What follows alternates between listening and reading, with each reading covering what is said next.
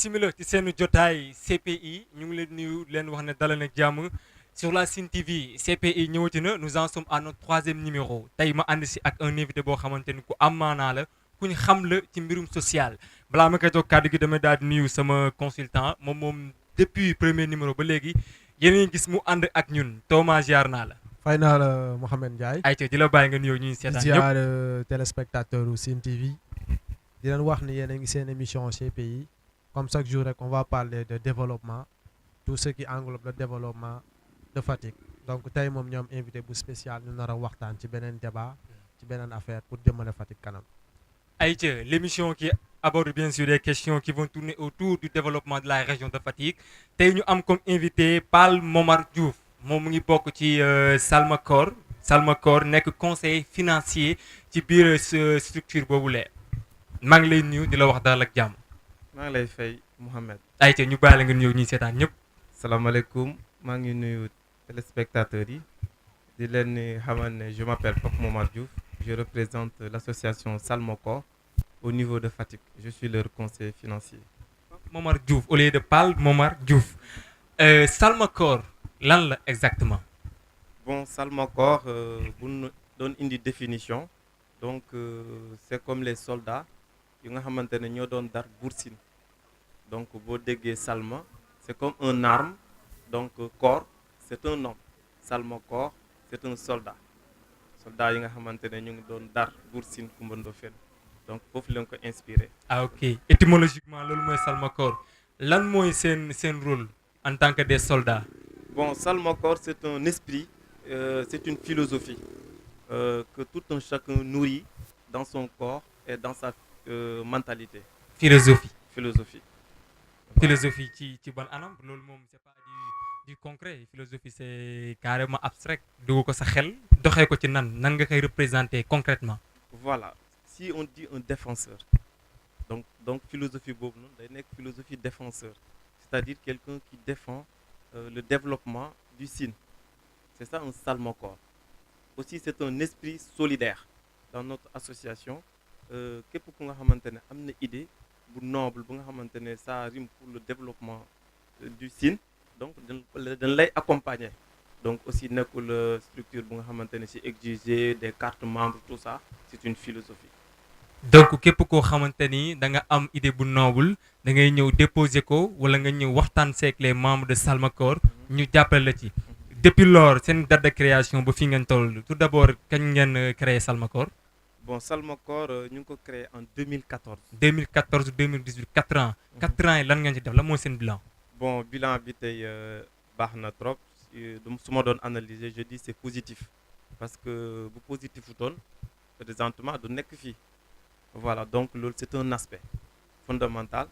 deuxième bi mooy en 2015 première activité bu njëkk a def moom mooy consultation gratuite en 2016 donc defoon nañ don de sang donc en 2017 parce que association bi nga xamante ne day màgg ndànk-ndànk donc en 2017 c'est là on a commencé à sortir donc def nañ escale dans un village de Néran pour collecte d'habits donc là-bas on avait distribué beaucoup d'habits c'était des dons sociaux donc en plus defaat nañ beneen activité c'est-à-dire reboisement on avait comme slogan en 2017 c'est-à-dire une maison un arbre on l'avait fait à Logandem 1 donc ça c'était un slogan du 2017 voilà on a fait en 2018 donc pour le bilan on avait fait aussi Néran parce qu'on l'avait commencé en 2017 on a fait aussi là-bas des distributions de moustiquaires yóbbu nañ foofu noonu ay moustiquaires distribuer ko foofu noonu waxtaan ak le chef de village donc kontaan nañ loolu pour feddaliwaat couleur bi nga xamante ne seqoon nañ ko 2017 donc par la suite tamit on avait continué la deuxième partie une maison un arbre donc on l'avait fait encore à Logandem donc si boo xoolee ancien police bi fu mu nekk am na benn jardin boobu commencé woon nañ donc am encore amaatoon nañ beneen idéologie c'est-à-dire une rue sans soleil c'est-à-dire yoon bi yëpp dañ koy def ay arbre ba nga xamante ne buy romb sax du sentir ne naaj mu ngi am donc si je comprends bien votre domaine de prédilection à 90% c'est le social bien sûr yow nga nekk conseiller financier kuy wax social. Mhm. Je dis que le social Mhm. ne rime pas vraiment avec l'argent. Mhm. xaalis bi Salmaco di doxee nu muy demee comme que nee nga du ngeen jënd ay carte membre xanaa daam ñu nekk seen ginnaaw leen jàppale. Non amul vraiment kenn ku nekk suñu ginnaaw. amul di benn ñu jàppale. politicien bu nekk seen amul ginnaaw benn politicien. fu ngeen di jëlee xaalis. L'association est apolitique. Mhm. Je te dis philosophie la. Mhm. Donc nga gis sa morom di ko jàppale. Donc qui dit Salmaco c'est un soldat. Mhm. Soldat qui défend c'est pas Boursi n'est plus là. Donc képp ku si nekk fii rek war nañ la défendre c'est ça la philosophie de Salmaco. mais ça ne répond pas à ma question fan ngeen di jëlee xaalis bi en fait. fan leen di jëlee xaalis c'est des cotisations internes. Mhm. nga xamante ne ñun suñ biir. ñun ñooy cotiser. ñun ñooy cotiser parce que tey boo duggee suñ team bi am na ñu nga xamante ne duñ bàyyi ma fen ñu nga xamante ne ñu ngi si team bi donc aussi am nañ benn groupe WhatsApp. Mhm. Donc dañuy def ay idées foofu noonu di ko développer. Mhm. Donc on avait commencé des cotisations à 5000 francs. Mhm. Bien vrai qu'à l'état tey bi ma lay wax on a collecté des moustiquaires. Mhm. te loolu jógewul si fonds yi kenn lu dul ay nit yu nga xamante ne ñu ngi si Salmaco c'est des membres yu cotiser seen xaalis 5000 francs Mhm. par mois ñu koy cotiser après par des kii. amul carte d'adhésion mais am na cotisation. donc loolu c'est volontaire mun nga nekk si biir Salmaco sans nga cotiser. Mhm. donc buy ñii di def ñeneen ñu ngi def. Mhm. parce que c'est pas parce que nit ki deful fii rek du mun a def fële. Mhm. Donc voilà, on fait l'union de nos forces Mhm. pour réaliser des choses quoi. ayca baax na Mhm. Thomas moo bàyyi la ak suñu invité. bon monsieur Diouf ñu ngi lay nuyu. Mhm.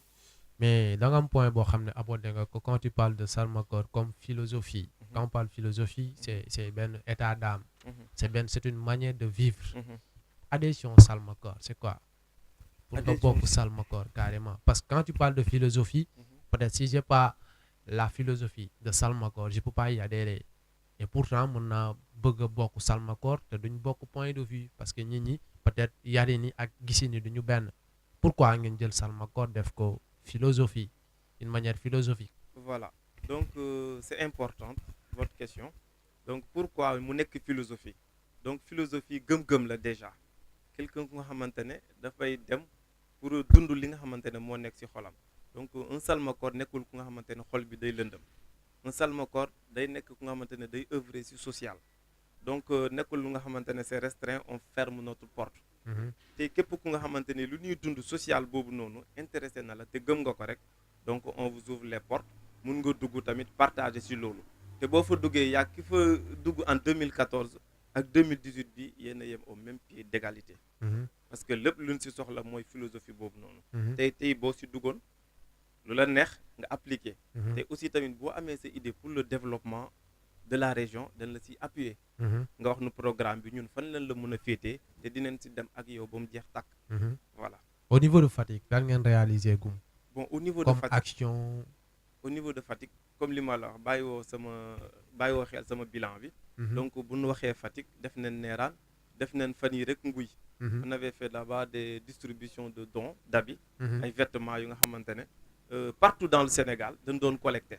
on avait lancé des informations képp ku nga xamante ne am na sa yére bu nga xam waxuñu yére bu bona boo solo tut wala bu nga xamante ne peut-être am nga yéene jox ko sa moroom doomu aadama pour mu sol ko gis ci boppam muur ay awraam donc boo ko defee tamit dañ koy collecter yére yooyu noonu demoon na ba mu përi ñu jox ko ay village ñun tamit dañ ciy kontaan. waaw c'est un acte boo xam ne dañ koy rafetlu. mais quand on parle de social àndut ak visibilité bu ngeen demee Nguy par exemple andi ay yére def ay photos publiées ça ce n'est plus un acte social. non loolu sa philosophie la pourquoi parce que tey nit ku nga xamante ne. c'est pas ma philosophie c'est un acte social moom mel noonu. nit ku nga xamante ne def te yàlla tax def voilà rek maa ngi jarul caméra. am na ku nga xamante ne jox na. joxe na mbubam. est-ce que leer na ko ne yegg na fi mu war a yegg. est-ce que yaa ngi dégg bu baax fi ma la waxee. donc loolu noonu nekkul parce que bu doon social ñu ngi taf di afficher di def non. c'est restreint boo xoolee ba ñuy dem caméra topp nu. ba ñuy dem journaliste topp nu.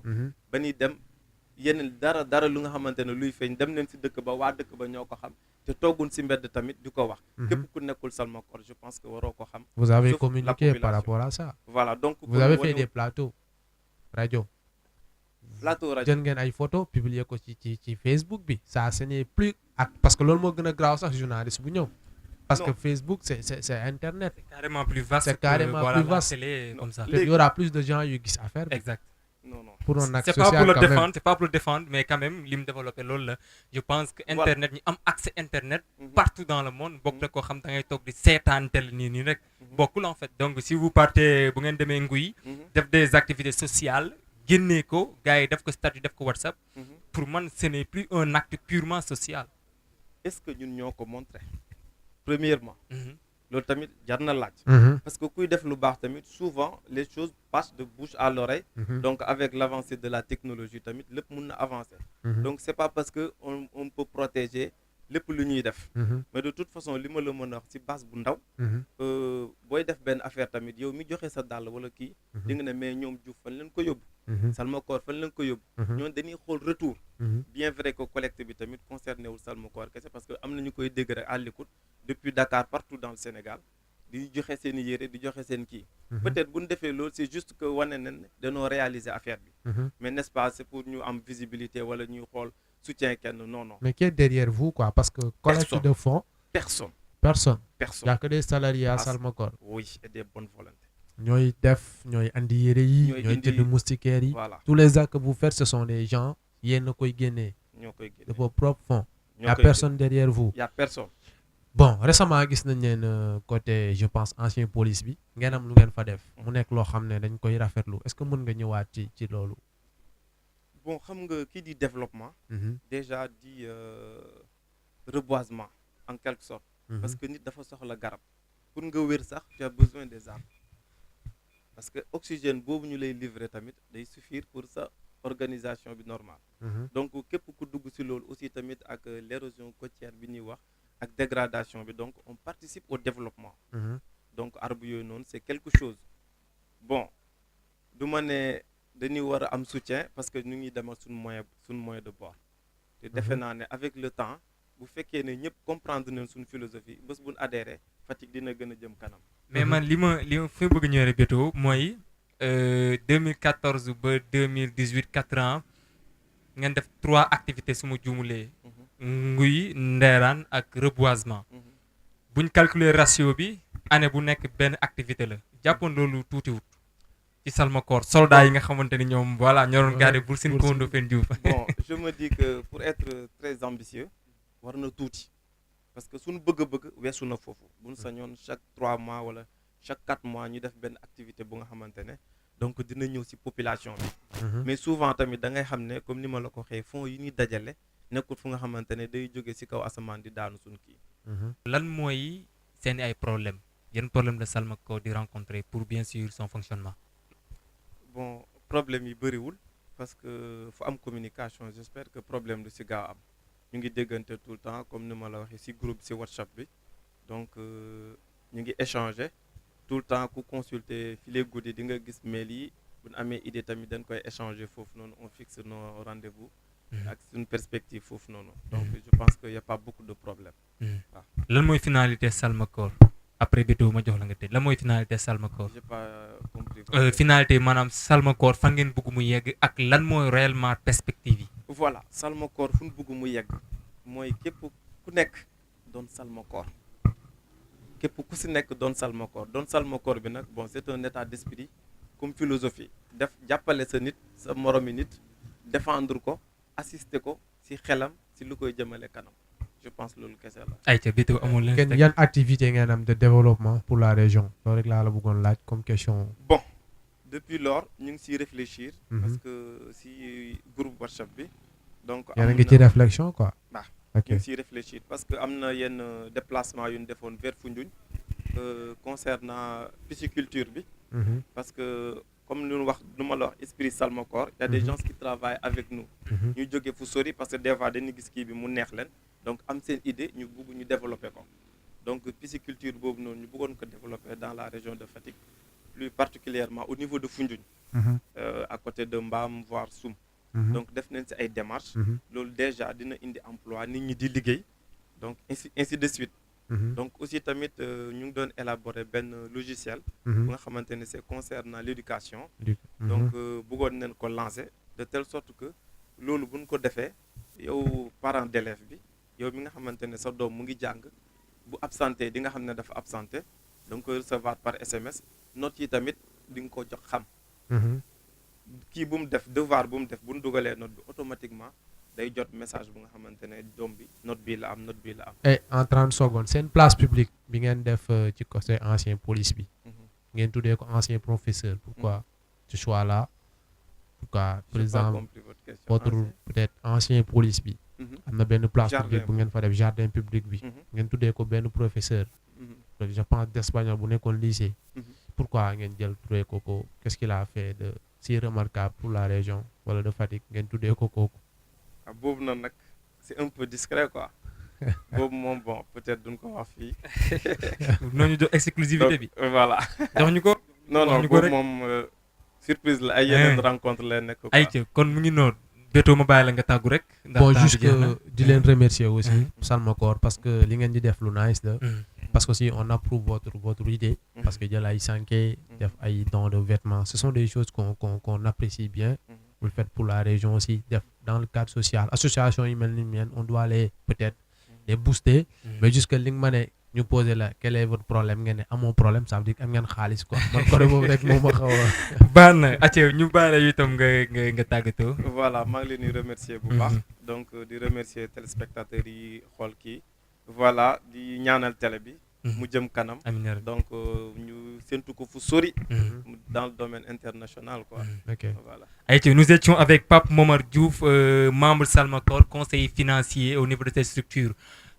Mouvement la bu am solo boo xamante ni social moo ko tax a jóg donc képp koo xamante ni tu es animé par la philosophie sociale par la philosophie de développement ñu ngi lay wax nga ñëw rejoindre groupe bi les contacts s'il vous plaît comment faire pour dugg ci groupe bi. donc voilà donc Ousmane Diop.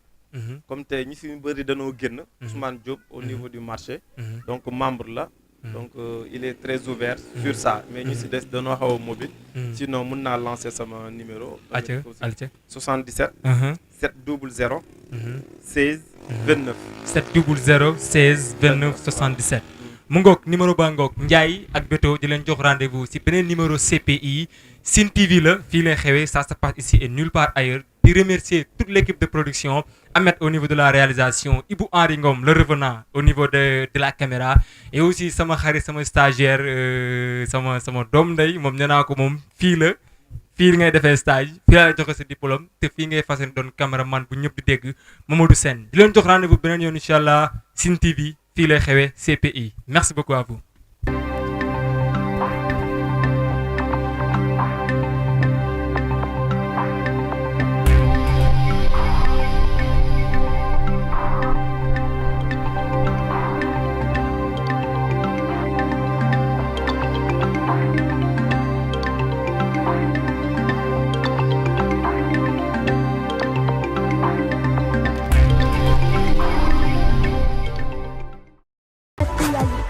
Sur Sine TV Sénégal.